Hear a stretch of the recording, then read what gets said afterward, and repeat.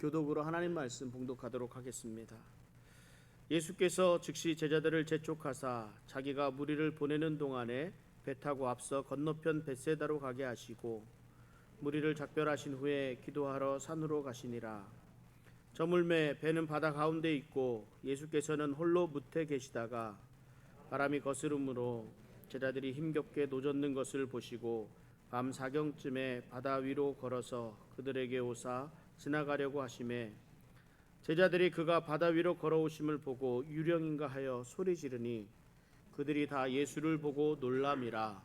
이에 예수께서 곧 그들에게 말씀하여 이르시되 안심하라 내니 두려워하지 말라 하시고 배에 올라 그들에게 가시니 바람이 그치는지라 제자들이 마음에 심히 놀라니 이는 그들이 그 떡 떼시던 일을 깨닫지 못하고 도리어 그 마음이 둔하여졌음이러라. 아멘. 제가 학교 다닐 때 시험 때만 되면 화장실을 자주 가곤 했습니다. 긴장이 시작이 되면 제 아랫배가 싹 하고 이렇게 아파오면서 화장실을 가야 하는 그런 때가 있었습니다. 지금도 가끔 간혹 그러긴 합니다. 이걸 과민성 대장 증상이라 이렇게 부릅니다. 현대의 스트레스가 주요 원인이라고 말을 합니다. 저는 이 소리를 오래전부터 계속 들어왔습니다. 스트레스가 만병의 근원이라는 그런 말입니다. 그 대표적인 병이 과민성 대장 증상이라고 하는데, 그런데 이 증상이 이제는 좀 다른 말로 표현되는 것 같습니다. 공황장애라는 말이 또 이렇게 많이 들려옵니다. 공황장애는 갑자기 극도의 두려움과 불안을 느끼는 그런 장애의 일종입니다. 불안하고 초조하고 죽을 것 같은 공포를 느끼기도 합니다. 심하게 가슴이 뛰기도 하고 호흡이 곤란해지기도 합니다. 답답하고 어지러움으로 나타나기도 합니다. 그래서 오늘날 많은 사람들이 이 공황장애에 대한 처방을 받고 약을 먹는다는 말을 이렇게 듣기도 합니다. 증상을 들어보니까 예전에는 이걸 화병이라 그러지 않았나 이런 생각도 좀 이렇게 해보게 됩니다. 정말 많은 사람들이 정도의 차이는 있지만 이런 증상들을 누구나 다 조금씩 가지고 있는 것만 같습니다. 더 많은 걱정, 더 많은 스트레스, 더 많은 삶의 무게감으로 인해서 가지게 되는 이런 불안감, 두려움들이 상당히 크다 할 수 있습니다. 많은 사람들이 긍정적인 생각들이 긍정적인 삶으로 드러난다는 말을 합니다. 그렇게 잘 알고 있습니다. 잘 될 거라고, 아무 일 없을 거야, 스스로 좋아질 것이라는 생각을 가지게 되면 모든 일이 잘 될 것이라는 그런 막연한 믿음을 가지게 된다고 합니다. 그러나 이런 아무런 확신이 없는 긍정적인 생각만으로 우리를 괴롭히는 이 불안감, 두려움을 떨쳐낼 수는 없습니다. 우리가 잠깐은 파이팅하면서 힘을 낼 수는 있겠지만 조금만 어려움이 찾아오게 되면 쉽게 무너지고 맙니다. 올바른 긍정적인 생각, 바른 생각은 우리를 긍정적일 수 있게 만드는 하나님에 대한 믿음에서 비롯되어야 합니다. 아무 근거 없이, 아무 이유 없이 생각만 가지고 긍정적으로 가진다고 해서 무엇이든지 잘 될 것이라는 생각은 우리들의 착각입니다. 예수 그리스도에 대한 확실한 믿음을 근거로 한 긍정적인 생각을 가질 수 있어야 합니다. 우리 주님이 함께 계시기 때문에 제게는 아무런 걱정이, 아무런 염려를 하지 않는다고, 우리 주님은 능력의 주님이시기 때문에 두려울 것이 없다고 고백할 수 있어야 합니다.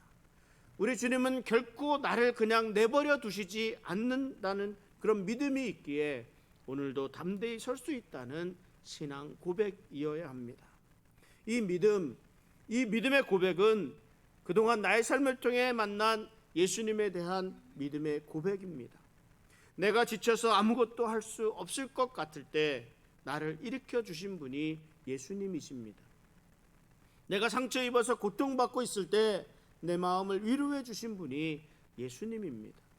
온 사방이 다 막혀서 나갈 바를 알지 못할 때 그 길을 열어주신 분이 예수님이십니다. 어제도 오늘도 앞으로의 나의 삶도 인도해 주시는 분, 이끌어 주시는 분이 예수님이십니다. 이 믿음의 고백이 있을 때 우리는 무슨 일이든 무엇이든 잘 될 것이라는 긍정적인 생각을 가질 수 있고, 또 무슨 일이든 무엇이든 잘 되는 형통한 삶을 살아갈 수 있게 될 것입니다.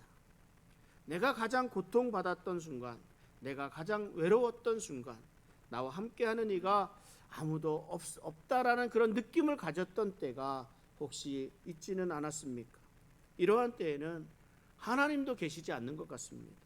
어디에든 계시는 하나님이시라고 말은 하는데, 나도 그렇게는 알고는 있는데 내게는 하나님이 안 계신 것만 같습니다. 전혀 내 삶과 무관하신 분인 것만 같습니다. 그러나 이러한 때에도 예수님은 우리를 살피고 계신다는 사실을 잊어서는 안 됩니다. 뿐만 아니라 우리의 나아갈 바를 위해 우리에게 손을 내밀어 주시는 분이심을 잊지 말아야 합니다.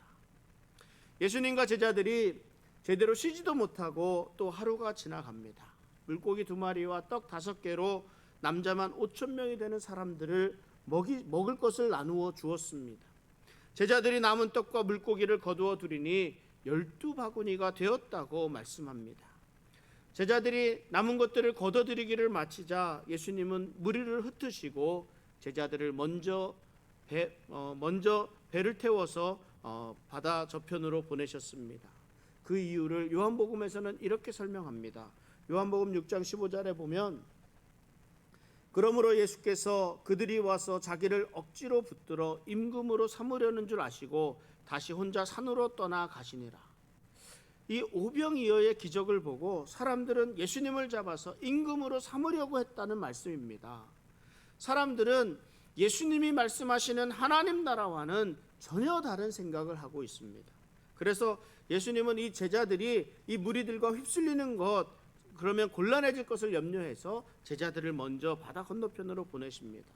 그래서 오늘 본문 45절에 보면 예수께서 즉시 제자들을 재촉하사 자기가 무리를 보내는 동안에 배 타고 앞서 건너편 벳세다로 가게 하시고, 예수님이 제자들을 재촉하셨다고 말씀합니다. 그리고 자신이 직접 무리를 보내는 일을 하십니다. 우리가 떠나야 할 때, 또 머물러야 할 때를 정확히 알 수 있어야 합니다. 우리가 나아가야 할 때, 또는 뒤로 물러서야 할 때를 정확하게 알 수 있는 지혜가 우리의 삶에 필요합니다. 예수님이 왜 이렇게 서둘러서 재촉해서 제자들을 보내셔야 했겠습니까? 일반적으로라면 제자들이 뒷수습을 하고 예수님이 먼저 떠나시는 것이 맞습니다. 그런데 예수님은 오히려 제자들을 재촉하시면서까지 먼저 보내십니다. 그리고 무리들을 흩으시고 당신은 기도하러 산으로 올라가셨습니다. 왜 이렇게 재촉하시는 걸까요?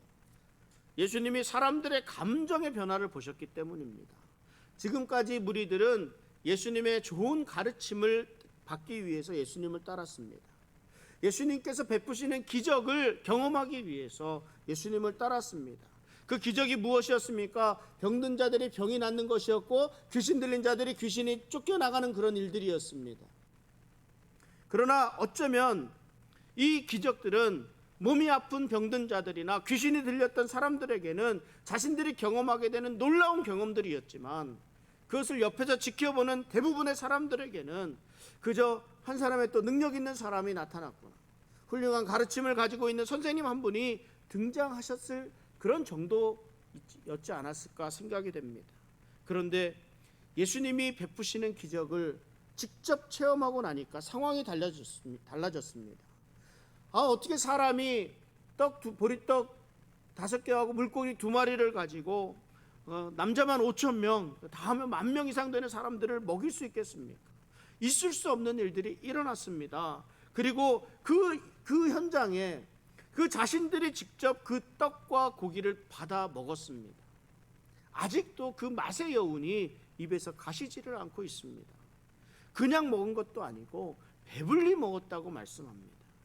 이렇게 자신들을 배불리 먹일 수 있는 사람이라면 임금이 되어도 좋겠다, 이 생각을 누가 하지 않겠습니까?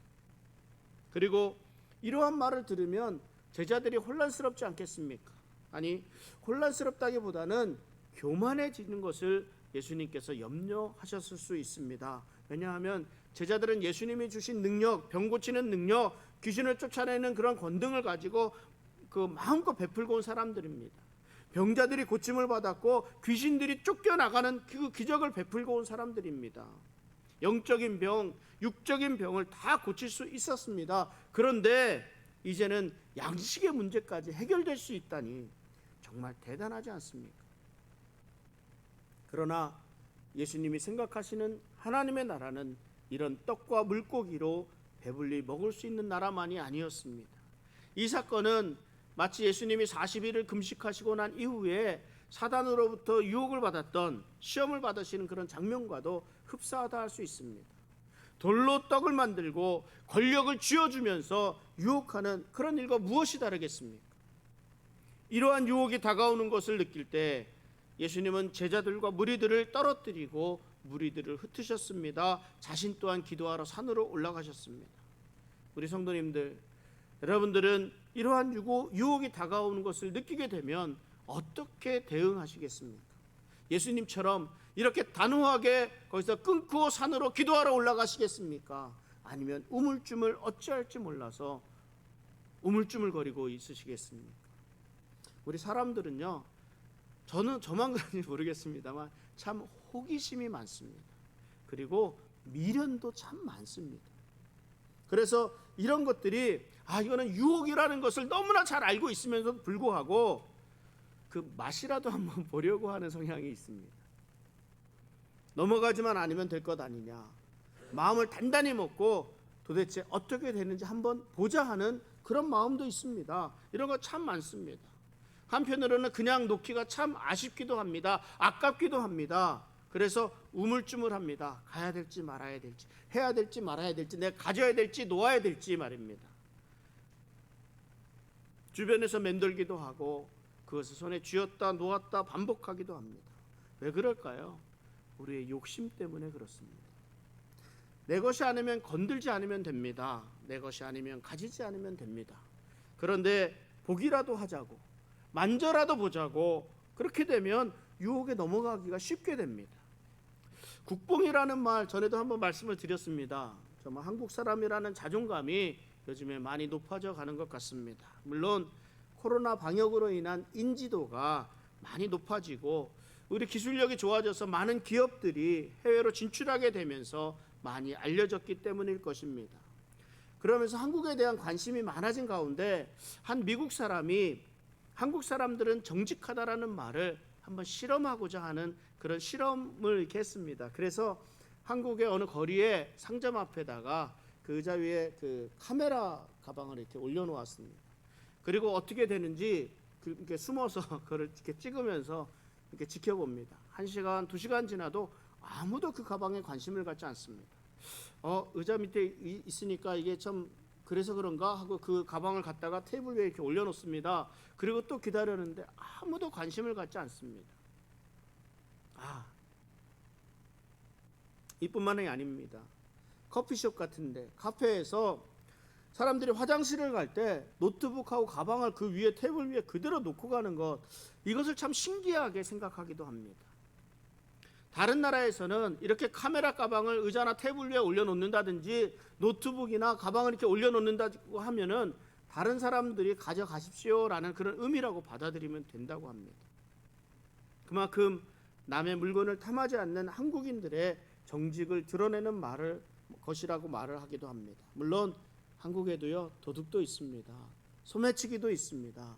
그러나 더 정직한 사람들이 많기 때문에, 아니면 이제는 남의 물건이 유혹의 가치가 되지 않을 만큼 잘 살게 되었기 때문이라는 생각도 가지게 됩니다. 그러나 이렇든 저렇든 간에 정직하기란 참 어렵습니다. 쉬운 일이 아닙니다. 여전히 우리는 돈에 취약합니다. 편법에 취약한 존재들입니다.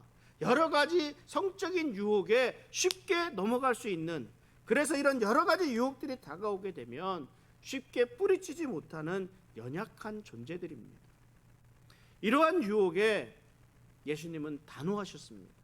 제자들을 멀리 먼저 보내셨습니다. 당신 또한 산으로 기도하러 가셨습니다. 예수님은 기도를 통해서 하나님 아버지와 대화하기를 원하셨습니다. 예수님께서는 사역하는 그 지상에서 사역하시는 그 동안 내내 기도하는 그런 모습들이 계속 보여집니다. 예수님은 종종 혼자서 기도하러 가셨습니다. 그러니까 이 일이 자주 있는 일이니까 예수님이 나는 기도하러 갈 테니까 너희는 먼저 가서 기다려라 그래도 제자들은 아무런 의욕도 없이 그냥 먼저 배를 타고 이렇게 떠나기도 했습니다. 마가는 예수님이 기도하러 가시는 일을 자세하게 기록하고 있는데 마가복음 전체에서 3번 기록하고 있습니다. 그 첫 번째는 가버나움에서 병든 자들을 고치시고 귀신들을 쫓아내신 이후에, 이건 무엇을 얘기합니까? 사역을 처음 시작하시면서 성공적인 사역을 마치신 이후에 바로 기도하러 산으로 올라가셨습니다. 두 번째 기록이 바로 이 오병이어의 기적을 베푸신 이후입니다. 사람들이 생각할 수 없는 초자연적인 일을 베푸신 일입니다. 사람들에게 인기가 절정으로 올라가는 그러한 일입니다. 심지어 임금으로 삼으려고까지 하는 때입니다. 이때 예수님은 다 보내시고 기도하러 산에 올라가셨습니다. 그리고 마지막 장면이 언제냐면 예수님이 십자가에 못 박히시기 전에 겟세마네에서 기도하시는 장면을 말씀하고 있습니다. 무엇을 말합니까? 내가 교만해지려고 할 때, 내가 성공에 취하려고 할 때, 아니면 또 중요한 일을 앞두고 예수님께서 꼭 반드시 기도하셨다는 말씀을 하고 있습니다. 기도하지 않고 유혹을 벗어나기란 참 어렵습니다. 자신을 왕으로 삼으려는 무리들, 커다란 인기, 점점 솟아나는 인기가 예수님의 발목을 잡으려고 할 때 예수님은 과감히 그 자리를 떠나셨습니다. 적어도 우리들이 보기에는 편안하고 안정적인 자리를 예수님이 거부하신 겁니다. 쉽게 갈 수 있는 길인데 예수님이 거부하신 것입니다. 예수님의 사명을 완수하기 위해서 예수님께서 기도하셨습니다. 그리고 어려운 길, 쉬운 길 가운데 쉬운 길을 택하지 않으시고 좀 더 어려운 길을 택하셨습니다. 쉬운 길, 좋아 보이는 길, 평탄한 길, 안정적인 길은 끊임없이 우리들을 유혹해 들어옵니다. 그러므로 우리 그리스도인들이 우리에게 맡겨주신 사명을 살아가기 위해서는 끊임없이 기도해야 합니다. 하나님에게 그 유혹을 물리칠 수 있는 힘을 달라고 기도해야 합니다. 참 안타까운 것은 우리가 힘들 때, 우리가 어려운 상황에 놓여 있을 때는 이 일을 위해서 하나님께 간절히 구합니다. 기도합니다. 그러나 정작 모든 일이 해결된 이후에는 오히려 더 기도하지 않습니다. 말은요, 너무 힘들었으니까 좀 쉬어야 한다라고 말을 합니다. 그러면서 기도까지 다 쉬어버립니다. 그러나 이때가 우리 영적으로 가장 어려운 때입니다. 하나님의 은혜로 모든 일이 형통하게 되어질 때, 아무런 어려움 없이 모든 일이 잘 되어갈 때, 이때 오히려 시간이 없다고, 너무 바쁘다고 기도하지 않으면 안 됩니다. 오히려 이러한 때일수록 너무 바쁘기 때문에 더 기도해야 하고 시간이 없기 때문에 더 기도해야 합니다. 우선순위의 문제입니다. 하나님 앞에 늘 겸손히 무릎 꿇을 수 있는 우리 성도님들 되시기 바랍니다. 제자들이 바다 가운데로 들어섰습니다. 마가는 이 제자들이 바다 가운데 다다랐고 예수님은 무태 홀로 계시다는 것을 자세하게 정확하게 구별해서 설명하고 있습니다. 마가복음 6장 47절 48절을 다시 한번 읽어보면, 저물매 배는 바다 가운데 있고 예수께서는 홀로 무태 계시다가 바람이 거스름으로 제자들이 힘겹게 노젓는 것을 보시고 밤 4경쯤에 바다 위로 걸어서 그들에게 오사 지나가려고 하시매. 예수님이 제자들을 바다 가운데로 먼저 보내셨습니다. 제자들은 먼 여행에서 돌아와서 잠시 쉬지도 못하고 계속해서 피곤한 일정을 소화했습니다. 이제는 좀 쉬려고 바다를 건너려고 하는데 또 폭풍에 휩쓸린 겁니다. 제자들은 바다에 익숙한 사람들입니다. 갈릴리를 건너는데 별 어려움이 없을 것만 같습니다. 그런데 폭풍우에 휩싸이게 되니 크게 곤란한 상황이 되었습니다. 이전에 폭풍우를 만났을 때는 예수님이 배 고물에서 주무시기라도 했죠. 그래서 그것에서 바로 흔들어서 깨워서 예수님을 원망하기도 하고 예수님에게 부탁하기도 했습니다. 그런데 지금은 예수님이 함께 계시지를 않습니다. 아무것도 의지할 것이 없이 스스로 강한 바람과 큰 파도와 싸우고 있습니다. 그런데 여기에서 주목할 부분이 있습니다. 제자들이 힘겹게 노젓고 있는 것을 예수님께서 보시고 있다고 말씀하고 있습니다. 얼마나 힘든 상황이었는지 제자들이 괴로이 노를 젓고 있다고 말씀합니다. 제자들의 눈에는 다른 것 들어오지를 않습니다. 오직 보이는 것은 강한 바람과 큰 파도뿐입니다. 이리저리 배를 몰아가는 바람과 배를 덮치며 몰려드는 파도들은 제자들을 두려움에 빠지게 충분하도록 만들었습니다. 여러분, 우리 인생을 항해하는 것과 같다고 비유하기도 합니다. 잔잔한 바다를 항해할 때는요, 그렇게 평화로울 수가 없습니다. 적당한 바람이 불게 되면 더 좋습니다. 돛을 살짝 올려놓기만 해도 약간만 조절해주면 가고자 하는 곳을 향해 쉽게 나아갈 수가 있습니다. 그러나 항해하는 길이 이렇게 평탄한 길만 있는 것은 아닙니다. 늘 변수가 있습니다. 그 변수가 뭐예요?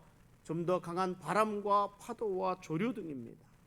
항해하는 가운데는 늘 예상하지 못한 변수가 있기 마련입니다. 문제는 이런 변수들에 능한 사람일지라도 어떻게 대응할 수 없는 지경에까지 이르게 될 수 있다는 것입니다. 속수무책이라 하죠. 아무것도 할 수 없을 때 우리는 주변을 돌아보게 됩니다. 나의 도움이 어디서 올까? 그러나 보이는 것이 아무것도 없습니다. 내가 의지할 것이 없습니다. 그렇게 되니까 불안합니다. 두렵습니다. 가슴이 답답합니다. 어지럽습니다. 토할 것만 같습니다. 때로는 있는 힘껏 대항해 보기도 합니다. 극복하기 위해서 온 힘을 다하기도 합니다. 그러나 꿈쩍도 안 합니다. 절망하게 되고 좌절할 수밖에 없습니다. 그런데 이것 아십니까? 이 모든 일을 우리 주님이 보고 계십니다. 우리 예수님이 보고 계십니다. 마가가 이 사실을 정확하게 알리고 싶어 하는 것입니다. 제자들은 바다 깊은 곳에 있고 예수님은 무태에 있습니다. 제자들은 폭풍우와 파도와 싸우고 있고 예수님은 홀로 기도하고 계십니다. 그런데 그 기도하시는 가운데 예수님이 제자들이 괴로이 노젓는 것을 보고 계신다고 말씀하고 있습니다.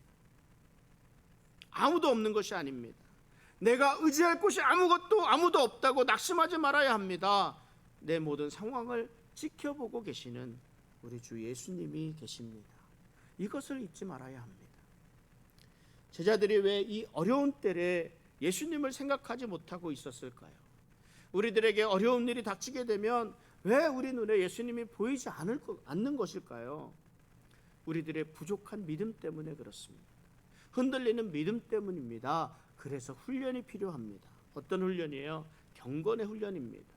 이 경건의 훈련은 언제 어떤 상황에서도 주님을 찾을 수 있는 훈련입니다. 말씀과 기도와 찬양을 통해서 날마다 예수님을 만나고 주님과 동행하는 삶을 살아갈 수 있도록 우리가 늘 깨어 있어야 합니다. 밤 사경이 되었다고 말씀합니다. 아마 새벽 3시에서 6시 사이를 가리킵니다. 그렇다는 것은 이제 제자들이 밤새도록 강한 바람과 파도와 싸우고 있었다는 말입니다. 예수님이 바다 위를 걸어 그들에게 가셨습니다. 어떤 사람은 이게 말이 되느냐고 말합니다. 그냥 예수님께서 바닷가를 잠깐 이렇게 거니는 것을 보고 그렇게 표현했다라고 말하기도 합니다. 그러나 요한복음에 보면 분명히 제자들이 이미 배를 몰아서 3-4마일 정도 깊은 바닷속으로 들어갔다고 기록하고 있습니다. 예수님이 제자들이 있는 바다 가운데로 물 위를 걸어서 오셨습니다. 제자들의 배가 3-4마일 정도 깊은 바다로 들어갔다고 하니까 예수님이 물 위를 걸어오신 거리가 좀 상당하다 할 수 있습니다. 이때 제자들이 예수님을 보고 놀랍니다. 그런데 제자들의 반응이 놀랍습니다. 어떤 반응이에요? 유령인가 하고서 이렇게 놀랐다라는 그런 표현을 하고 있습니다. 제자들이 아니더라도 인간적인 관점에서 보게 되면 더 놀랄 수밖에 없는 일입니다. 배 옆으로 누가 물 위에서 걸어오는데 놀라지 않을 사람이 누가 있습니까? 성경에서 유령이라고 표현했지만 이 말은요, 환영이라는 말로 번역할 수도 있습니다. 환영. 그러니까 쉽게 말하면 헛것이 보이는 것 같다라고 이렇게 표현하는 겁니다. 제자들은 물 위를 걸어오시는 분이 예수님이라고는 전혀 생각하지 않고 있습니다. 예수님은 분명 산으로 기도하러 가셨기 때문입니다. 그래서 놀랍니다. 예수님은 제자들에게 또 한 번 이 놀라운 상황, 불가능한 일을 행하고 계시는 이 상황을 통해서 제자들에게 놀라움을 주셨습니다. 예수님은 폭풍 속에서 제자들을 부르시고 안심하라고 말씀하셨습니다. 안심하라, 내니 두려워하지 말라. 예수님이 오셔서 제자들의 두려움을 잠재워 주시고 있습니다. 예수님은 배에 탄 채 겁에 질려 녹초가 되어 있는 제자들에게 세 마디 말씀을 하십니다. 안심하라, 내니 두려워하지 말라. 이 가운데 이 내니라는 말이 핵심적인 말 아니겠습니까? 나다 하는 말입니다. 나다, I am 이라는 말입니다. 공포에 떨고 있는 사람, 두려움이 가득한 사람, 불안한 사람이 놀라서 부들부들 떨고 있을 때 여러분들이 그 어깨를 잡으면서 뭐라고 합니까? 나야, 나 못 알아보겠어? 이제는 괜찮아, 이제는 괜찮아, 내가 있잖아, 이러면서 진정시켜주지 않습니까? 공포와 두려움, 이런 것들은 우리의 감정적인 문제이기 때문에 쉽게 안정이 되지 않습니다. 그러나 언제나 늘 함께하고 있던 사람, 내가 의지하고 있는 사람, 나를 지켜주는 사람, 이런 확실한 사람이 있다면 빠르게 안정을 되찾을 수 있습니다. 우리에게는 그 누구보다 더 확실한 예수님이 함께 하십니다. 예수님은 바람도 잠잠하게 하시는 하나님이십니다. 예수님은 멀리 홀로 기도하러 가신 중에도 제자들을 보고 계셨습니다. 예수님은 피곤한 제자들을 돌보시고 제자들을 바르게 하나님 나라로 인도하십니다. 예수님에 대한 믿음, 그런 확신은 알 수 없는 두려움과 불안, 불확실한 미래의 그러한 때에 우리가 붙잡을 수 있는 유일한 방법이 되십니다. 예수님께서 무리를 걸어오셔서 제자들이 탄 배 위에 오르니 바람이 그쳤다고 말씀합니다. 그리고 마가는 이때의 제자들의 상태를 덧붙이는데 6장 51절 52절 말씀이 그 말씀입니다. 배에 올라 그들에게 가시니 바람이 그치는지라 제자들이 마음에 심히 놀라니 이는 그들이 그 떡 떼시던 일을 깨닫지 못하고 도리어 그 마음이 둔하여졌음이더라. 제자들은 예수님께서 수많은 사람들을 고치시고 파도를 잠잠하게 하시고 오병이어의 기적을 베푸신 것들을 보아왔습니다. 그러나 제자들은 예수님의 이 일을 깨닫지 못하였다고 말씀합니다.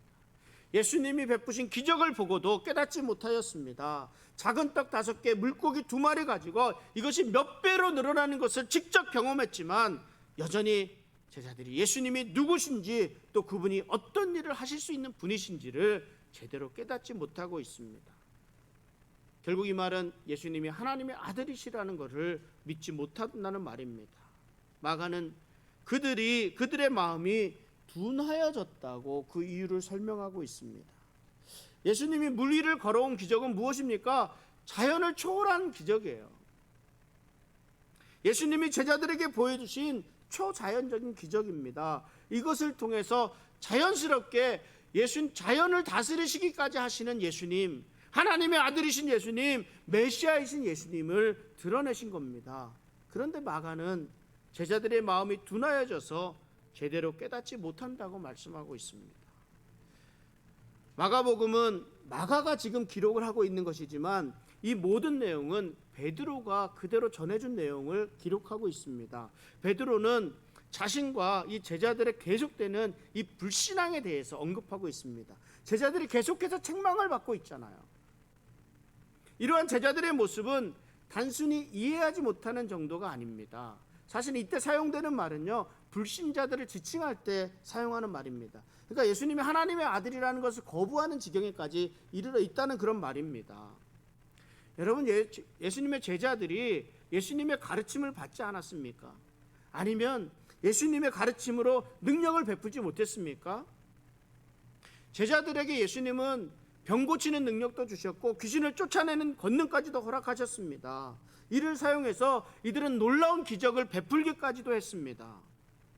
예수님은 제자들에게 수차례에 걸쳐서 이 초자연적인 기적들을 베풀어 주시고 하나님의 아들이심을 나타내 주셨습니다. 그런데 여전히 제자들은 예수님이 하나님의 아들이라는 것을 믿지 못하고 있습니다. 무엇 때문이라고 말씀하고 있습니까? 마음이 둔하여졌기 때문입니다. 예수님의 베푸시는 기적을 직접 목격하면서도 마음 한구석에서는 하나님의 아들이실 리가 없다고 생각할 수 있습니다. 정말 메시아라면, 이분이 하나님의 아들이시라면 나 같은 사람을 이렇게 데리고 선택해서 이렇게 가시겠느냐, 한쪽 마음에 이렇게 생각할 수도 있습니다. 무엇을 말합니까? 내 자신의 생각의 테두리 안에서 예수님을 내 안에서 가두어 놓고 판단하고 나니까 판단하고 있으니까 예수님이 하나님이심을 거절할 수밖에 없는 어리석은 사람이 된 겁니다.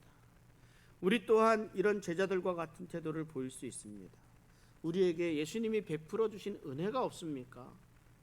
지금까지 나를 인도해 주신 예수님의 사랑이 크고도 넘치기까지 합니다. 예수님은 우리들의 삶을 통해서 크고 놀라운 일들을 행해 주셨습니다. 그러면서도 우리는 우리에게 고난이 닥쳤을 때 예수님이 우리를 위해 오신다고, 임재하여 주신다고, 함께 하신다는 그 믿음을 받기를 거절할 수도 있습니다. 예수님을 믿지 않기 때문이 아니라 우둔하고 어리석은 마음으로 예수님의 도우심을 거절하는 때가 많이 있다는 것을 알아야 합니다. 그래서 훈련이 필요하다고 말씀을 드립니다. 예수님께서 이런 제자들을 책망하시면서, 믿음이 없다고 책망하시고 믿음이 작다고 책망하시면서도 계속해서 훈련시키십니다. 예수님께서 하나님의 능력을 수없이 베풀어 주심에도 깨닫지 못했던 이 제자들을 책망하시면서도 계속해서 가르치십니다. 우리에게 경건의 훈련이 필요합니다. 내 삶의 주인이 누구이신지, 내 삶을 인도하시는 분이 누구이신지, 내게 능력이 되시는 분이 누구이신지를 제대로 깨달을 수 있어야 합니다. 예수님은 제자들에게 오셔서 안심하라, 내니 두려워 말라 말씀하시며 두려움에 떨고 있는 제자들을 안심시켜 주셨고, 예수님이 배 위에 오르니까 바다가 잠잠하여졌습니다. 우리의 의지할 분은 오직 예수 그리스도뿐임을 고백할 수 있기를 바랍니다. 어려운 때, 두려움의 때, 아무것도 없는 것 같은 공포, 두려움이 몰려올지라도 우리에게 안정을 허락하시고 우리를 구원해 주시는 예수 그리스도를 믿는 믿음으로 담대히 설 수 있는 우리 성도님들 되시기를 바랍니다. 기도하겠습니다.